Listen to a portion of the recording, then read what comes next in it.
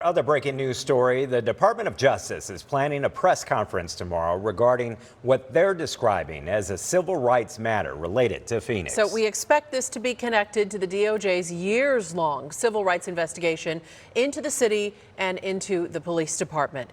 And as ABC 15 heard from sources that the DOJ's findings report was likely complete and could be released at any moment, we reached out to the city and to the police department leaders this afternoon.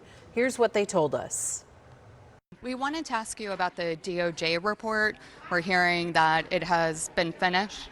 You've got more information than I do. That's news to me. So I don't know if Chief Sullivan has been aware of that. Then I'm not aware of it. I haven't seen anything in writing from the Department of Justice. No, it's not something I would talk about right now.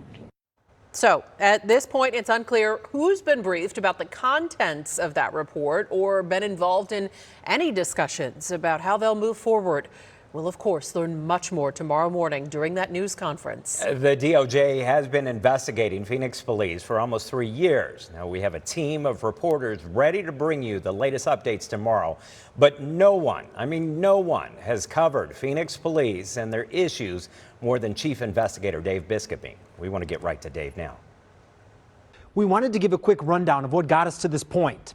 First of all, the DOJ investigation into our city is unique. Unlike other places, there wasn't a single triggering event like George Floyd in Minneapolis. Instead, it was a buildup of problems over years. Good afternoon. I'm joined here today by Assistant Attorney General for Civil Rights, Kristen Clark. The announcement came in August 2021. The Department of Justice announced a sweeping investigation of the city of Phoenix and its police department. It would focus on 5 key areas. 1. Use of force, including deadly force. 2. Discriminatory policing. 3. Retaliation against protesters. 4. Responses to those in mental health crisis. And 5. Violating the rights of people experiencing homelessness. The investigation will determine whether the Phoenix Police Department engages in a pattern or practice of violations of the Constitution. That was the United States Attorney General back at the time of the announcement. It's when he said the Fed's probe would look back at issues going back years. When you look at the statistics, there is no getting around it. It's well known that Phoenix PD kills a lot of people. Phoenix PD is now the deadliest. Over the past decade, it's much more than any other department in the country. Highest rate of deadly encounters in the country when adjusted for population. Phoenix PD's treatment against protesters has also been a concern for a long time.